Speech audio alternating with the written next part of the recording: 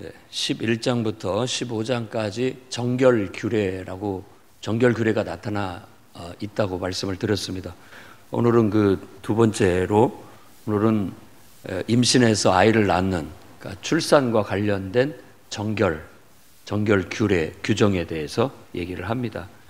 그러니까 출산을 하게 되면 7일 동안 부정하다. 이 부정하다라는 단어를 쓰니까 뭔가 불결하다 이런 의미로만 생각할 것이 아니라 어떻게 이게 어떤 감염에 취약하다. 우리 몸이 허약해져 있기 때문에 뭔가 감염될 수가 있는 질병이 쉽게 노출될 수 있는 그런 상황이기 때문에 그걸 주의해야 된다라는 그런 의미로 생각을 해야 됩니다.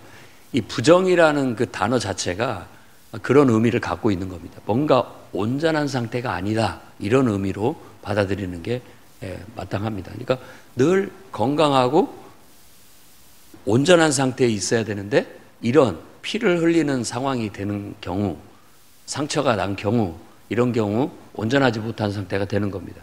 이제 뒤에 나오게 되는 피부병이 발생한 거라든지 이런 것들이 다 온전하지 못한 상태를 이 성경적인 용어로 말하자면 여기서는 율법에서는 그게 부정하다, 정하다 이 두 가지로, 그러니까 괜찮다, 온전하다, 건강하다 이런 말과 뭔가 지금 상당히 조심해야 된다, 취약하다 이런 의미로서 부정하다라는 의미를 쓰고 있다는 걸 이해하셔야 되겠습니다.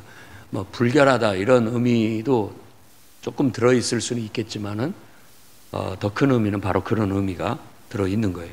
그러니까 어떻게 보면 요즘도 출산한 여인들에 대한 특별한 복지 혜택이라든지 그런 경우에 산후조리를 통해서 아주 몸을 잘 관리해서 정상으로 회복될 때까지 충분한 휴가를 주고 있습니다. 근데 이때에도 남아를 낳을 경우는 7일 동안을 조심해야 될 뿐만 아니라 그 후에도 33일을 산혈이 깨끗해져야 된다라고 해서 우리말로 한다면 산후조리죠. 몸조리를 잘해야 된다. 이런 의미로서 합쳐서 40일을 채우게 합니다.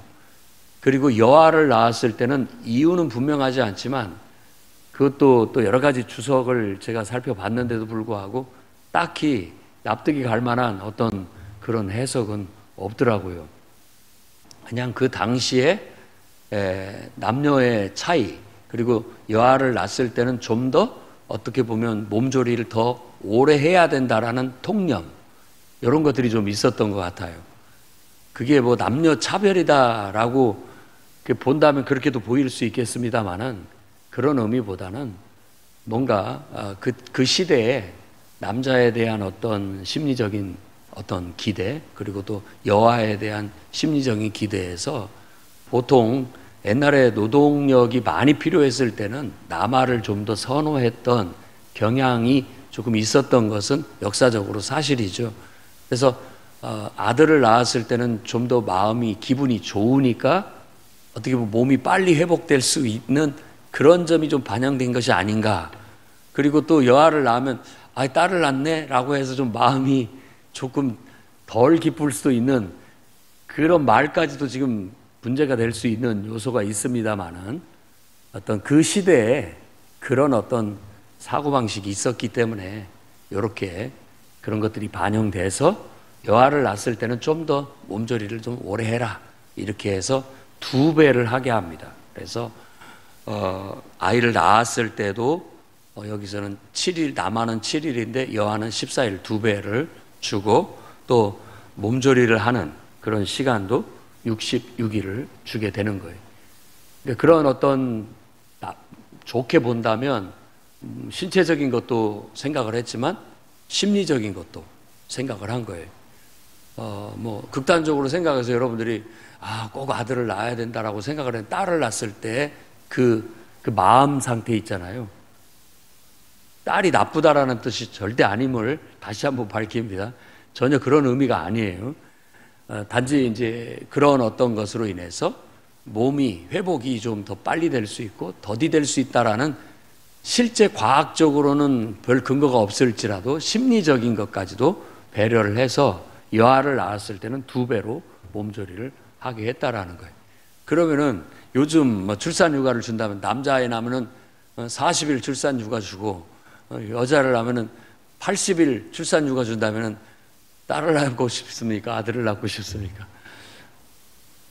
뭐 다 아들, 딸 구별 말고 낳아야 되겠습니다만은 80일 휴가 준다면 더 좋지 않을까 하는 생각도 들어요.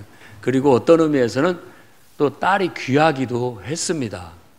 여자 뭐 전쟁의 포로로 잡아갈 때도 남자들은 다 쓸모없으니까 죽이고 또 여자들을 데려가는 경우도 있고요. 어디나 여인들은 그래서 이게 다 골고루 성에 따라서 필요 또 능률 하는 역할이 다 다를 뿐 그건 차별이라고 할 수가 없겠습니다. 그리고 이제 똑같이 정결의식을 할 때는 똑같습니다. 정결의식이라는 것은 그동안에 몸조리를 할 동안은 제한이 돼요. 사람을 만나는 거라든지 공적인 예배에 참석하는 거라든지 이런 게 제한이 돼요. 그러나 이제 그것이 제한이 풀렸다라는 어떤 그것을 알리는 의식으로서 이제 번제와 속죄제를 드리게 되는 거예요. 이 번제와 속죄제를 드린다라는 것은 똑같아요. 처음부터 예배를 드릴 때 그냥 드리면 안 되고 번제로서 나 자신을 헌신하는 거예요. 처음에 예배가 시작됐을 때 내가 했던 것처럼 똑같이 한동안 멈췄기 때문에 다시 시작하는 거예요. 번제부터 하고 속죄부터 하고 그리고 이제 일상의 복귀를 하는 것으로 얘기가 되어지고 있습니다. 그러니까 우리도 한동안 우리가 뭐 여러 가지 이유 때문에 예배를 드리지 못하거나 또 가정에서 예배를 드리거나 이렇게 했을 때에도 다시 한번 재헌신이 필요합니다. 교회를 다시 나오게 되면 재헌신이 필요해요. 그리고 또 속죄도 필요하고 그러면서 다시 정상으로 돌아와서 일상 정상적인 생활을 해나간다. 이런 의식을 갖추게 하기 위해서 바로 출산 후에는 번제와 속죄제를 드리게 했던 겁니다. 능력이 되는 정성을 다하고 싶은 사람들은 번제물로 1년 된 어린 양을 또 속죄제로는 집비둘기를 드리게 했고 또 그만한 바칠 힘이 없다라고 생각되는 사람들은 그냥 비둘기 2마리로 하나는 번제, 하나는 속죄제를 드리게 했던 겁니다. 그러니까 신약 성경에 침례 요한의 출산 또 예수 그리스도의 출생에 대해서 얘기하면서 예수님도 이제 출생을 했을 때 남자아이니까 7일 동안은 꼼짝 못하고 있었어야 됐고 그 다음에 8일째는 뭐 산모가 아니라 아버지가 데리고 와서 할례를 행하게 했고요. 나머지 이제 33일 동안을 몸조리를 하고 다 끝나고 난 다음에 이제 성전에 와서 바로 이 번제와 속죄제를 드린 겁니다. 산모가. 그 얘기가 누가복음에 언급이 되어져 있습니다. 그런 식으로 이들은 하나님 앞에서 항상 건강하고 또 질서정연한 삶을 살도록 율법적인 교육을 받고 그렇게 하나님을 정갈하게 단정하게 섬기는 삶의 습관을 길들여가게 했던 것이에요. 오늘날에는 이제 예수 그리스도 안에서 이런 율법들이 재해석됨으로써 항상 우리의 원칙은 뭐냐면 하나님 뜻대로 하나님 앞에 기도하면서 하나님이 기뻐하시는 바대로 하나님의 선하신 뜻이라는 것은 늘 건강하고 또 우리의 삶이 질서정연하고 단정하고 또 거룩하고 복된 그런 삶을 살아가는 거죠. 그러니까 우리로 말하자면 웰빙이죠. 웰빙.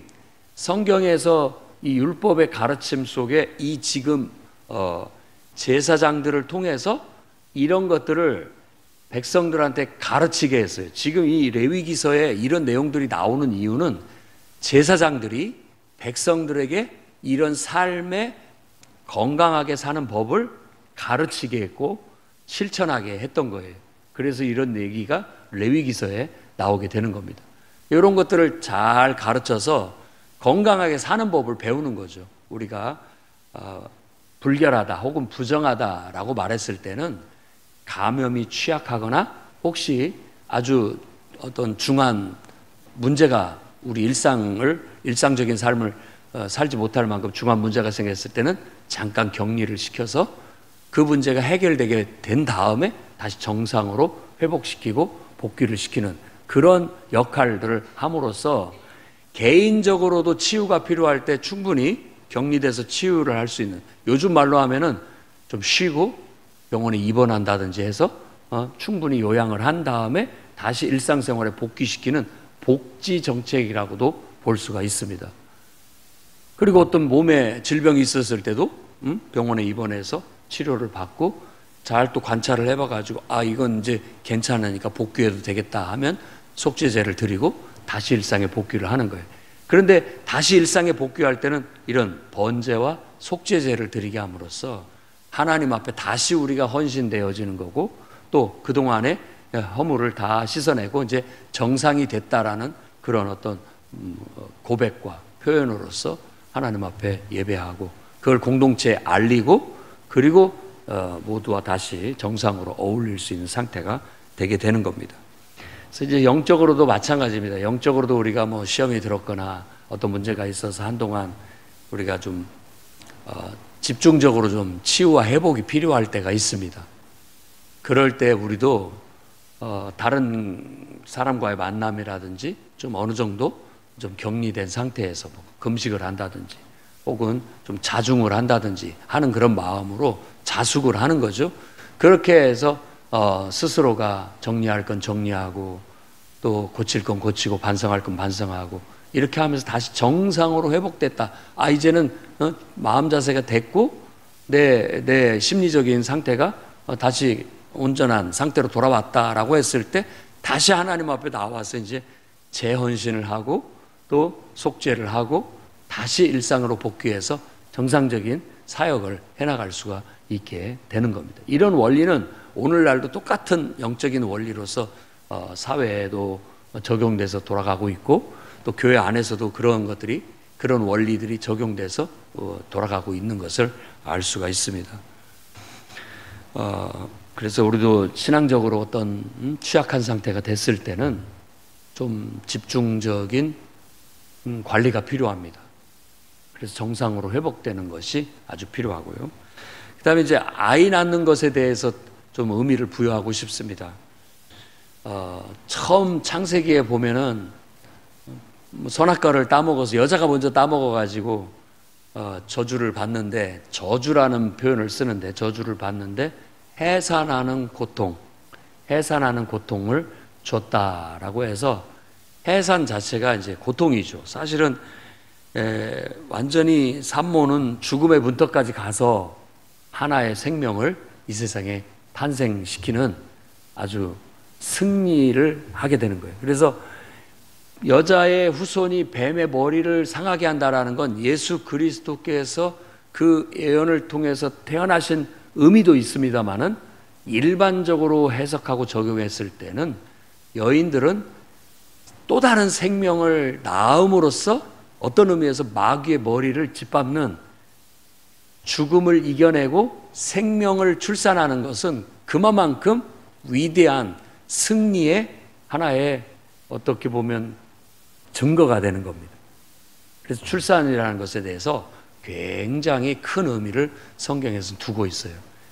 그래서 어떤 사람은 이게 마치 우리가 결혼해서 아이를 낳지만 하나님은 계속해서 창조의 사역을 이뤄 나가시는데 하나님이 혼자 하시지 않고 하나님이 창조하신 사람을 통해서 계속해서 출산을 통한 창조의 역사를 이루어가고 있다라고까지 의미를 부여하기도 합니다.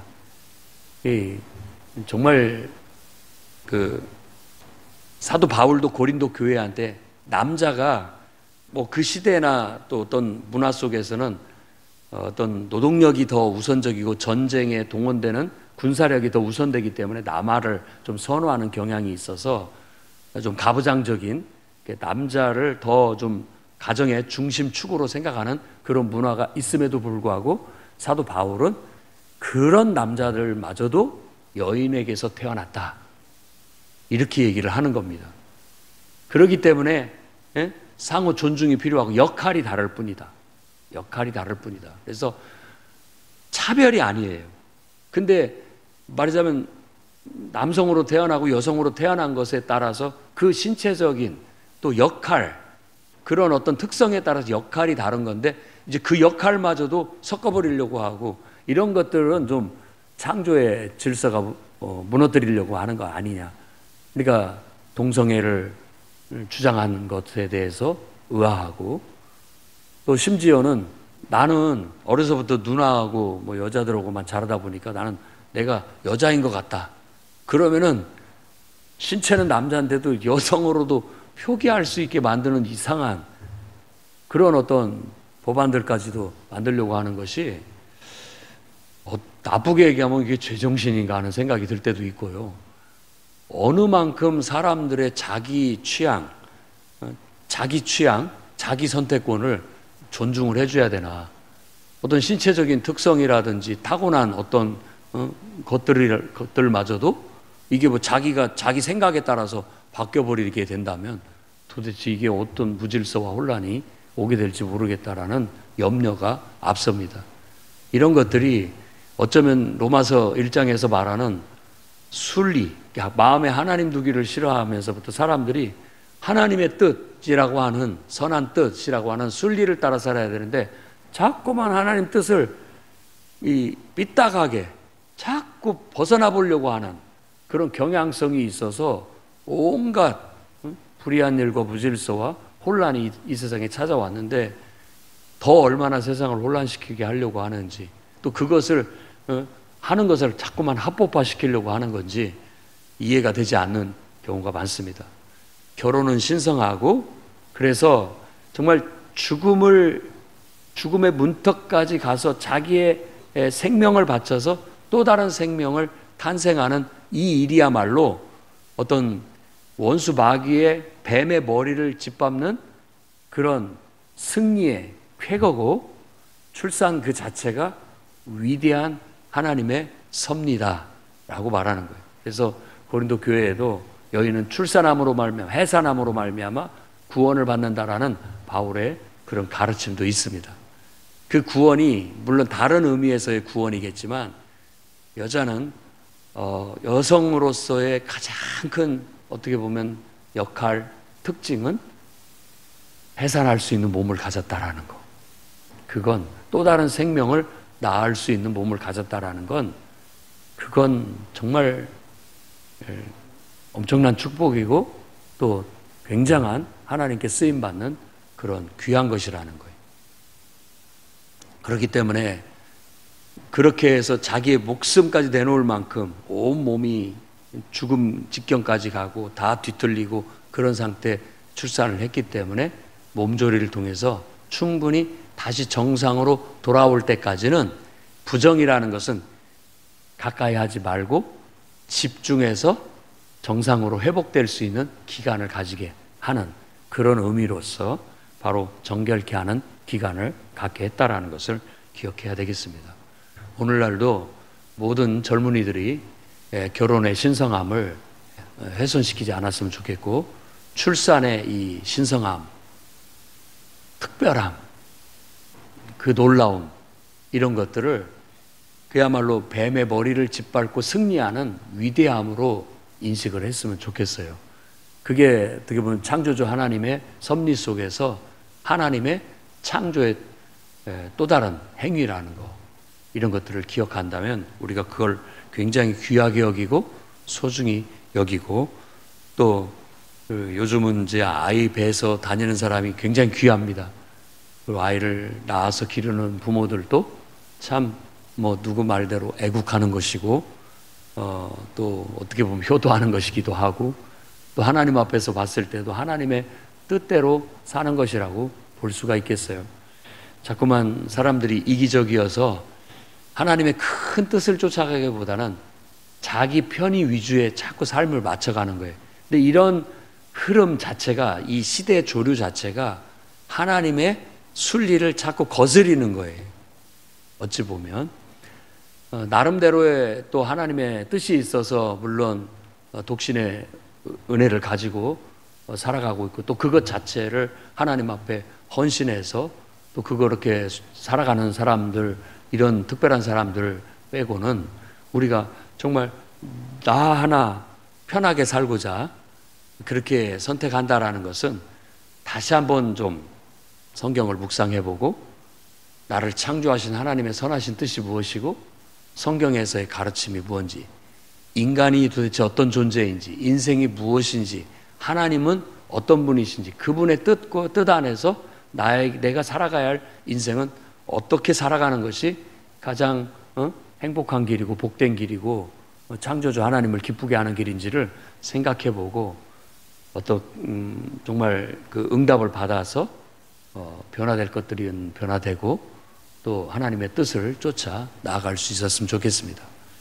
그렇게 된다면 온 세상에 하나님의 뜻이 이루어지게 될 거고 하나님이 정말 기뻐하시는 그런 세상이 되리라고 믿습니다.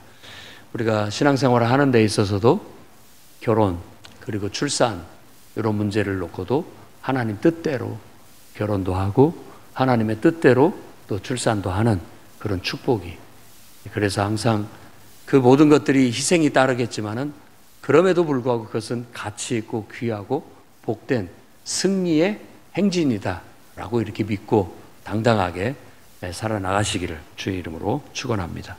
기도하겠습니다. 거룩하신 주님, 우리를 사랑하셔서 늘 우리에게 은혜를 베푸시고 가장 좋은 길을 우리에게 주신 줄로 믿습니다. 사람을 창조하실 때 남자와 여자를 창조하시고 또 서로 진실된 사랑을 통해 결혼을 통하여 한 몸이 되게 하고 그 속에서 사랑의 결실로 창조주 하나님의 섭리 속에서 한 생명을 탄생시키고 이 모든 것들이 우리 하나님의 은혜고 축복임을 믿습니다. 이런 모든 것들이 건강하고 또 순리대로 정상적으로 잘 되어져서 위험이 없게 하시고 어려움이 없게 하시고 형통하게 하시고 순탄하게 하여 주시옵소서. 청춘 남녀들이 아름다운 사랑을 하게 하시고 진실된 사랑을 하게 하시며 결혼을 신성하게 여기고 정말 진지하게 결혼을 하게 하셔서 아름다운 가정을 이루게 주시옵소서. 또한 그 속에서 서로의 헌신된 화합과 협력을 통하여 아름다운 가정을 꾸려나가며 또 아이라는 그런 귀한 선물을 받아 또 하나님이 맡겨주신 생명, 보내주신 생명 주 안에서 잘 가르치고 양육해서 또다시 하나님 앞에 쓰임받는 그런 귀한 한 영혼으로 우뚝 설 때까지 돌보며 나아가는 그런 믿음의 가정이 되게 주시옵소서. 하나님이 우리에게 주신 복된 이런 모든 원리들이 삶 속에 잘 녹아들어 우리의 삶이 정상적이고 건강하고 복된 그리고 형통하는 삶이 되어지게 해 주시옵소서. 예수님 이름으로 기도드립니다. 아멘.